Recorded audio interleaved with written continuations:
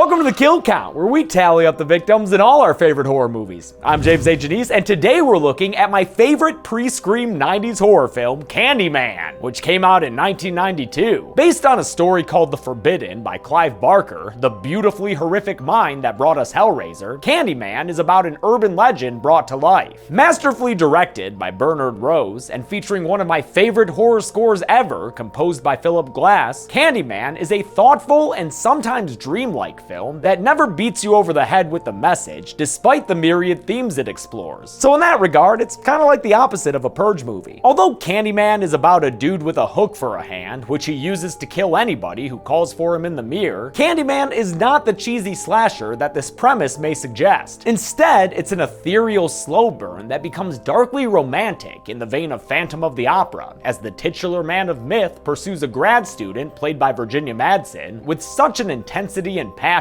he'll do anything to make her follow him into death. Candyman is the best-known role of prolific actor Tony Todd, whose over 200 credits include the mysterious William Bloodworth from the Final Destination series. He also sat down with me for my favorite interview to date, so make sure you check that out on Crypt TV's Meetup. We had a great time talking about Thai food and imagining what it'd be like if he were in Rosemary's Baby. Todd would reprise the iconic role for this film's 2 sequels, which eventually do become the cheesy slasher you may have expected, and which we'll be looking at over the next couple of weeks. After all, there's no better time for a bunch of candy than October, right? The sequels will give us more kills and backstory, but before we can get to them, we've got to start where it all began, in the rundown Chicago public housing project, Cabrini Green. How many kills will we get from the Seaman in Chi-Town? Let's find out and get to them.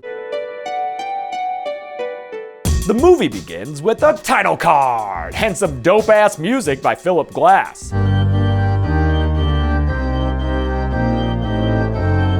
Glass's score, which used only a piano, an organ, and some haunting choral vocals, goes perfectly with the gothic elegance of the film, to borrow a phrase from Tony Todd. Shit, it sounds like the Phantom himself is pounding away at those keys.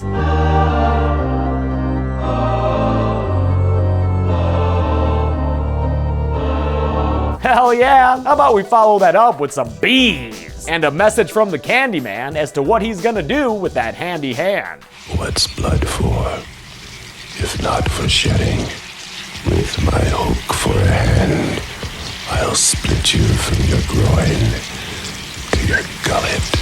What an excellent way to immediately establish this movie's tone. Not sure what's up with the biblical bee swarm over Chicago, though. Grad student Helen Lyon listens as a story is told to her about a babysitter in Indiana whose poor judgment wasn't limited to getting naked with greaser Ted Raimi. It also extended to her summoning the hook-handed Candyman by saying his name 5 times in a mirror. That's right, Candyman is summoned by saying his name 5 times, not 3. Common mistake, but 3 is more of a Bloody Mary thing. Even though she has the opportunity to stop after 4, like Raimi there does, this babysitter Clara goes all the way and says his name a 5th time by herself.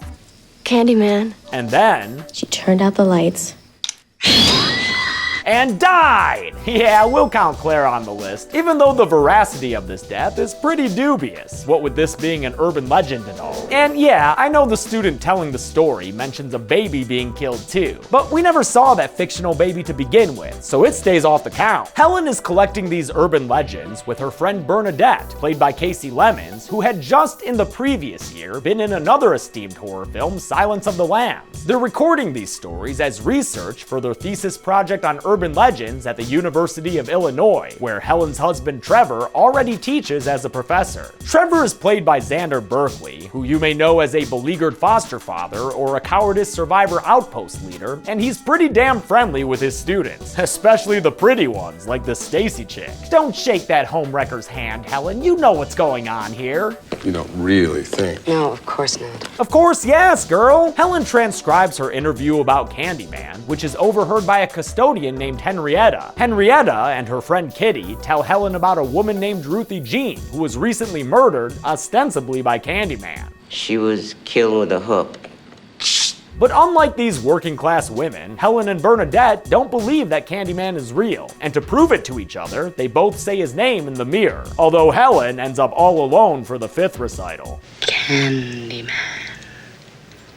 Oh, you chicken! The next day, the two of them take Helen's red car to Cabrini Green, which is where Ruthie Jean was murdered. Although Bernadette is appropriately anxious, Helen is determined to write a kick-ass thesis and learn why this community is attributing some of its murders to a fictional mythical man. Cabrini Green, a central part of this movie, was a public housing project in Chicago that, in real life, was indeed a site of violent gang activity for many a decade. According to Tony Todd, there were 5 different gang factions operating there while they shot the movie. Production had to pay them off in order to shoot the exterior scenes, and they even used some of them to portray the Cabrini Green residents suspicious of Helen and Bernadette when they arrived. These dudes here are actual gang members, wearing their own clothes to play these parts, although their dialogue was dubbed in later by post-production voice actors known as Loop Group. Apparently, those efforts weren't enough to entirely avoid any incidents though, because Casey Lemons recalls a bullet being found in the production generator, and producer Alan Pohl says that on their last day of shooting, their camera truck was shot. In the nearly 3 decades since Candyman was filmed, the area's crime rate has gone down, and the last of Cabrini Green's high-rises was demolished in 2011. This kind of brings me to a point that no discussion of Candyman could ever go without. The movie obviously deals with race and came out during a tumultuous time. 1992 was the same year the LA riots happened in the wake of the Rodney King trial. Despite the NAACP giving Bernard Rose their blessing to make it, Candyman receives occasional criticism for its handling of race. After all, although it features a kick-ass black horror villain to join the genre's esteemed pantheon, it also sometimes falls back on tropes that can be seen as harmful. There's a great special feature on the Blu-ray called Unwrapping Candyman, where authors Tanana Reeve Dew and Stephen Barnes discuss Candyman's complex relationship with race. And there are also countless articles and essays on the same subject available online. I don't have the expertise or experience to talk about that kind of stuff, especially in a kill count, but I encourage you to do further research if you're interested. There's a lot to be learned from this movie. In exterior shots filmed on location, Helen and Bernadette make their way past some residents who immediately presume them to be cops. Hands up, people! 5-0, coming out the back door! Police! Helen thinks that being mistaken as cops will give them some protection, so with that in mind, and because the rest of the scene was all filmed on a studio set, she feels safe enough to take pictures of everything she finds. Like this Hamlet quote graffitied on the wall, "Sweets to the sweet," and this awesome metal door. Oh, yeah, I forgot to mention that this movie actually has quite a few jump scares. I won't be too mean about them though. They go to the bathroom where Ruthie Jean was killed, reportedly by Candyman coming out of her mirror. But Helen discovers that behind Ruthie Jean's mirror is another apartment. And although Bernadette warns her against it, she climbs on through to see what's on the other side. In this abandoned unit, Helen finds a kick-ass open-mouth mural of the Candyman that she just crawled out of. And even just the sight of that thing leaves Helen feeling faint. Maybe have some of that candy there for a little energy boost. Oh, on second thought, maybe don't do that. Since Helen's out of film for her camera, she and Bernadette go to leave, only to run into a resident named Anne-Marie on their way out. She's the one with the jump scare dog. She's also got a widow baby named Anthony, who she's just trying to raise here despite the reputation this building's residents have. We ain't all like them assholes downstairs, you know? After bonding with Helen over her baby, Anne-Marie, played by Vanessa A. Williams, opens up and tells Helen that when Ruthie Jean was murdered, she heard it through the walls. Now she's afraid for herself and her child because they ain't never gonna catch him. Candyman. Helen and Bernadette have a smoky dinner with Trevor and another professor named Philip Purcell. Purcell also studies urban legends and gets excited when he hears that the ladies went to Cabrini Green. Candyman country. Turns out this dude has already written a paper on Candyman, which qualifies him to deliver a lengthy monologue of exposition. As Purcell tells it, Candyman was the son of a slave who was able to raise the young candy boy in polite society thanks to money he made creating a device to mass manufacture shoes. Can you even imagine getting rich from making shoes? What a crazy way to make money, says the guy who counts kills for a living. Candyman took to the canvas and became a painter of portraits of wealthy people's families. He and one of his painting subjects, a young white woman fell in love. And when she became pregnant, her enraged father led a lynch mob that killed Candyman right on the spot where Cabrini Green stands today. They proceeded to saw off his right hand with a rusty blade. But wait, there's more! As Helen turns into a film noir character, her cell continues and says that Candyman's bloody body was smeared with smashed honeycombs, causing a billion bees to stab him straight to death. Helen is mystified and returns to Cabrini Green to take more pictures of the Candyman artwork there. On her way out, Helen goes to see Anne-Marie again, but it doesn't look like anyone's home. Except her jump scare and dog, that is. Helen instead tries to talk to this little kid Jake, played by 11-year-old Dewan Guy, although he's not eager to divulge in the dialogue she's looking for. I can't say nothing.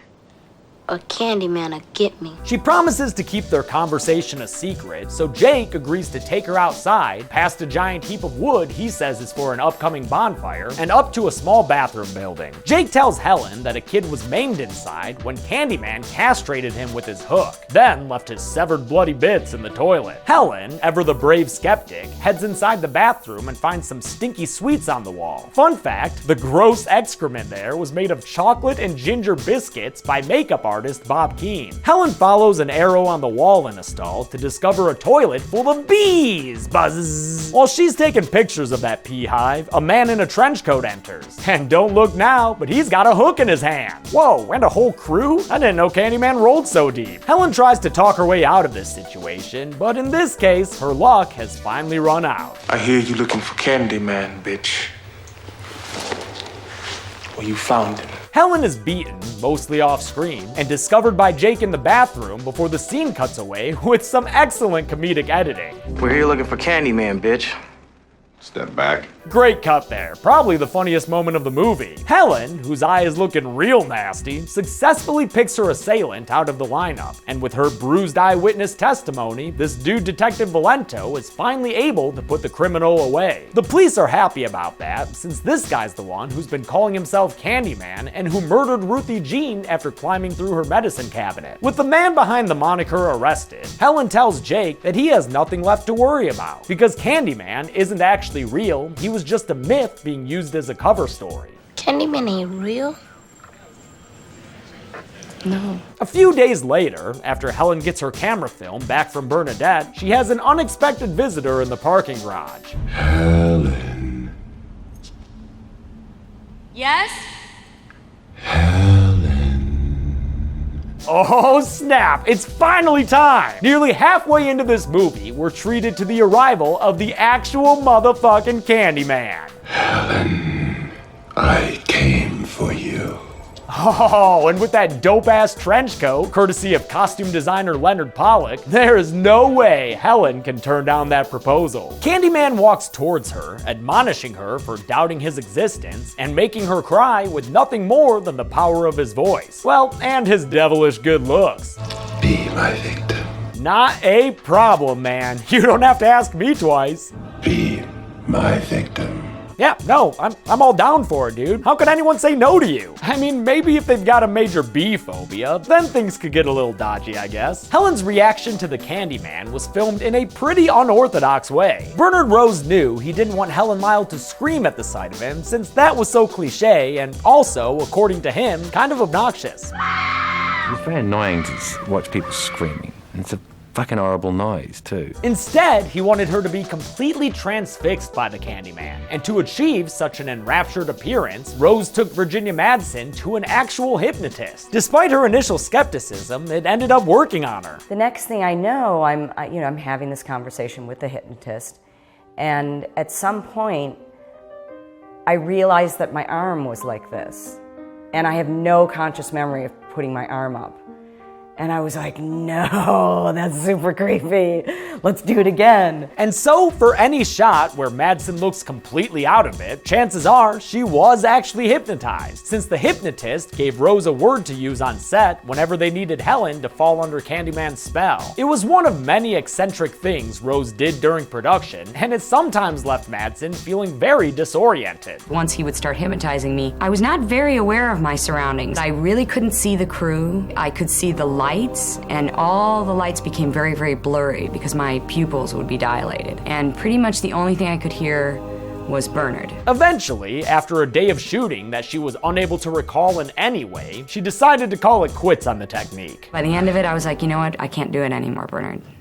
Don't come near me with that look on your face, because I'm not going under. Helen apparently passes out from Candyman Zora, since she wakes up on a bathroom floor covered in a jacket and lots of blood. But don't worry, Helen, it's not your blood, it's just the blood of Anne-Marie's dog over there. Aw, he'll never jump scare again. Helen stupidly picks up the bloody cleaver on the ground and follows Anne-Marie's screams into a bedroom, where she finds her rocking an empty bloody crib. Anne-Marie sees and attacks Helen, assuming her to have kidnapped baby Anthony. Helen's able to defend herself with that cleaver, striking a splurty hit to the shoulder, but she's looking like quite the aggressor when the police come in and break up the fight. Helen is arrested and taken to the police station to get processed by a cop played by Rusty Schwimmer, previously seen on the kill count as both the angry diner owner in Jason Goes to Hell and the sweet secretary of John Gallagher Jr. in the Belko Experiment. The king of cartoons tells Helen that she's under arrest for attacking Anne-Marie, killing her dog, and kidnapping her baby.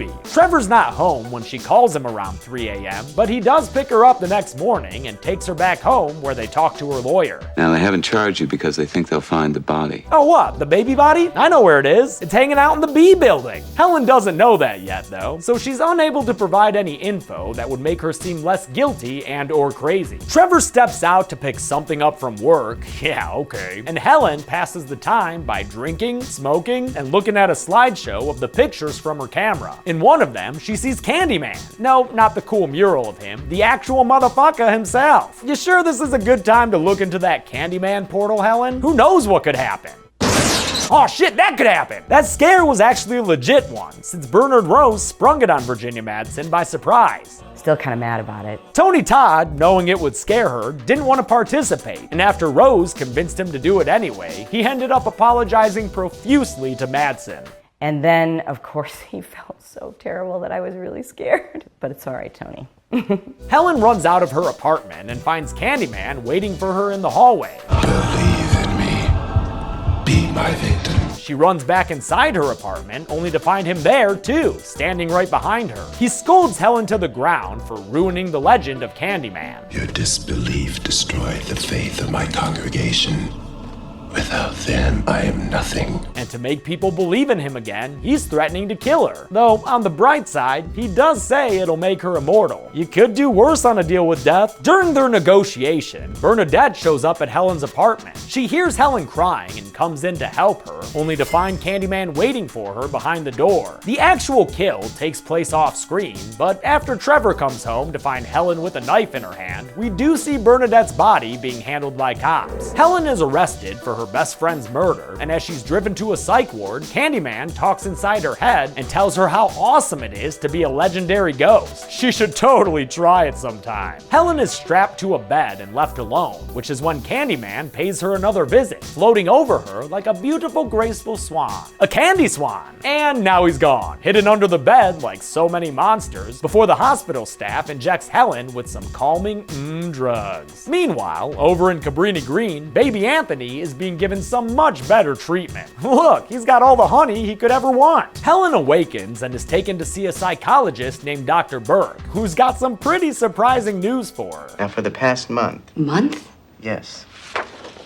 We've been stabilizing you on a heavy dosage of Thorazine. Whoa, what? She's been committed for a full damn turn of the moon already? He plays her a video from the night she was admitted, which shows her yelling at nothing, even though we all saw Candyman planking on her midair. I don't understand. Me neither, Helen. Has Candyman been a figment of your imagination all along? I mean, if he was, I totally get it, girl. She asserts her sanity and says she can prove it by calling for Candyman in the mirror. 5 utterances later, she gets to say I told you so when Candyman's hook emerges from Dr. Burke's torso. This kill is the major difference between this movie's rated R and unrated versions, which you may have been able to tell due to the change in film stock quality. It's weird though, I don't think there's anything too ridiculously heinous here. With another kill in his candy bag, Candyman tells Helen that she's his now, then frees her from the restraints and straight up yeets himself out the window. Fuck, I love that crazy ass shot. I don't even care that you can see the string. As hospital staff bangs on the locked door, Helen hops out onto the windowsill and makes her way into the neighboring room, where she knocks out a nurse and robs her of her clothes. Yeah, dude, that's really happening right now. With her scrubby disguise, Helen escapes the hospital and runs wee all the way home, right into a freshly painted apartment. And boy, is that color hideous. Who would have ever chosen that bubblegum trash? Oh, Stacy. That makes sense. Get out of my home. Oh man, that girl just straight crumpled. Yo, Trevor, you see that shit? Where you at, dog? What's the matter, sweetie pie? Did you make another little boo-boo? Haha, no, but you probably just made a little doo-doo. Helen uses her rage to terrify Trevor and Stacy and tells them that the color they picked is a tragedy. Fuck yo walls. She's angry and threatening only for a minute though, before she realizes just how screwed she is thanks to Candyman's gaslighting. It's over. Yeah, pretty much, Helen. Ain't no one or nothing left for you in this city. All you have left is my desire for you. Well, except that. At least you still have that. She returns to Cabrini Green and enters the abandoned murder apartment so she can climb back through the bathroom mirror and see what the Candyman has waiting for her. Ooh, some candles. That's nice. Oh, and a hook. Probably could have guessed that. She climbs up to another floor and finds herself in Candyman's lair, a pad with high ceilings and exposed I-beams that was created by production designer Jane Ann Stewart. Inside this lair, filled with church-like murals of our favorite B-boy, done by graffiti artist Kelly Deco, Helen strangely finds the Candyman taking a little snooze. Wait, isn't that guy a ghost? Do ghosts need to sleep? What do ghosts even dream of? Haunted sheep? She goes to hook herself a big one, but he wakes up right as she sticks him in the neck. And that ain't about to stop the Candyman. Not when he's so excited about Helen coming to visit him, even if it is mostly for the sake of baby Anthony. Surrender to me now, and he shall be unharmed. They have a romantic spin around, which originally lasted a lot longer and included Helen declaring her love for the Candyman. But apparently the studio made them cut it because of concerns over interracial romance. It took 2 minutes out of that scene, and we got word that the studio was a little afraid of the interracial context. They were okay with a tall black man covered with bees, but when it came to a kiss or something like that, it was a little bit too risque. Ever hear of Loving v. Virginia? Helen faints and Candyman scoops her up in a tripod stance, then walks her across the room while reciting some very Clive Barker-esque dialogue. The pain, I can assure you, will be exquisite.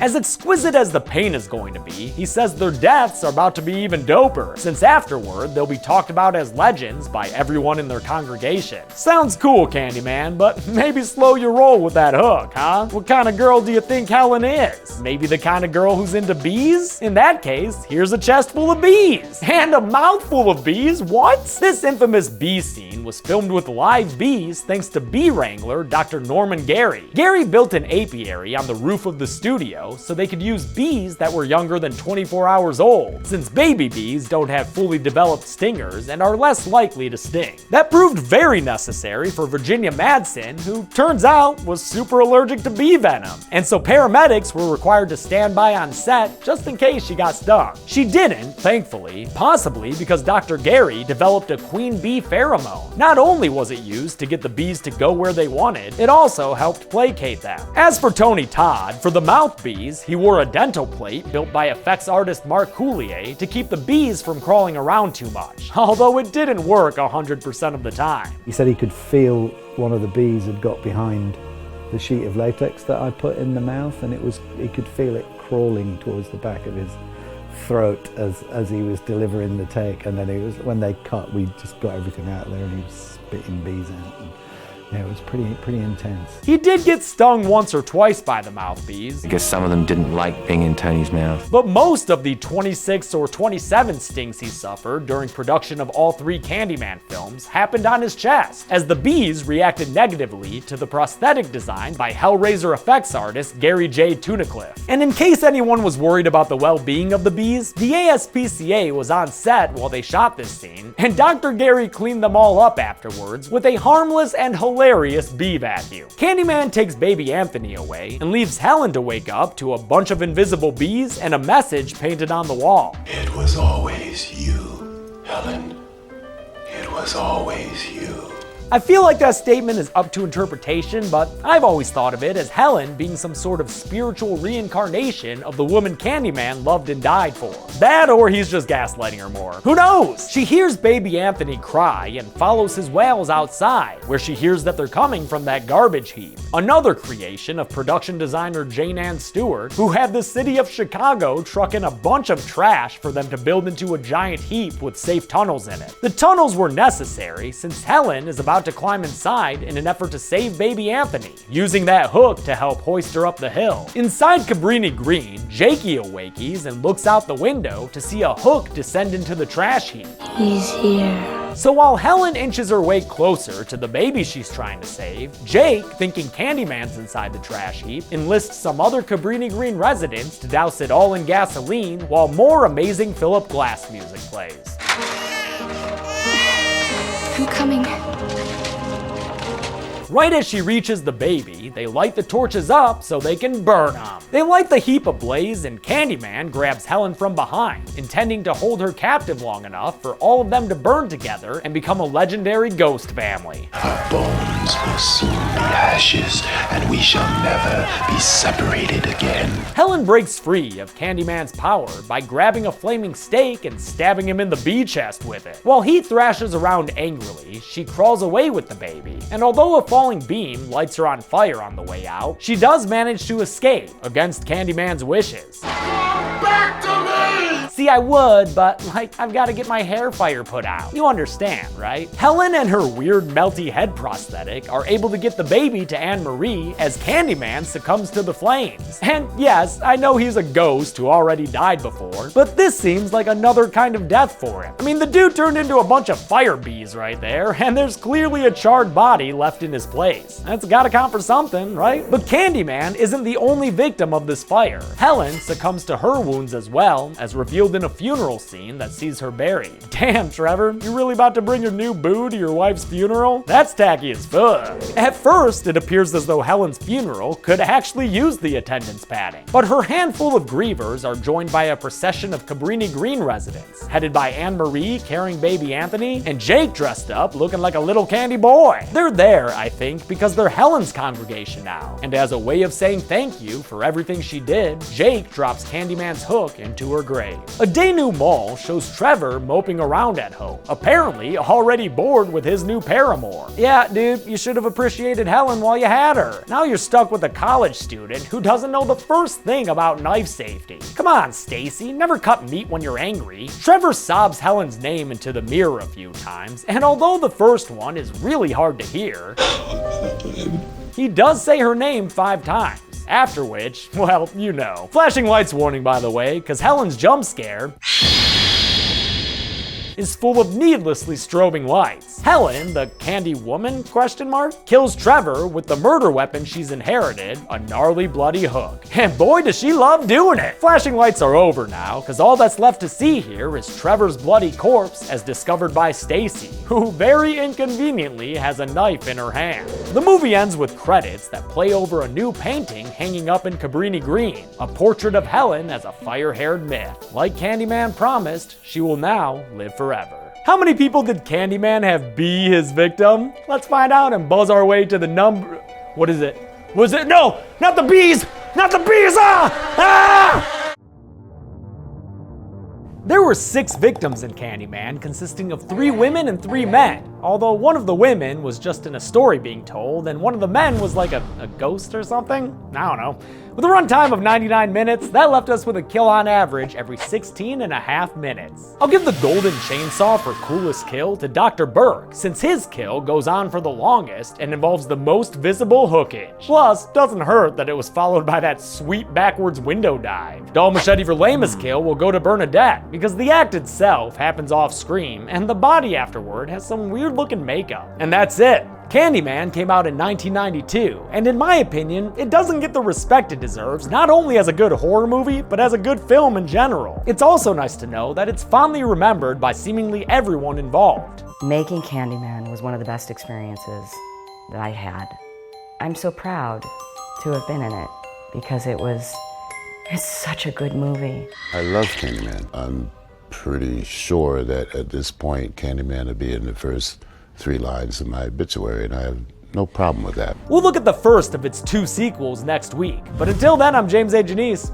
This has been The Kill Count. Thanks a lot for watching this Kill Count. I want to thank a bunch of patrons like Cody Laws, Alexandria Rainwater, Shadow Wesker, aka David Morrison, David Coons, Steve Dory, and Grayson Pari. I forgot to mention it during the Descents Kill Count, but I got a new camera! I'm shooting in 4K, baby. The video's not uploaded in 4K, but I'll get to it one day. Thanks everyone, be good people.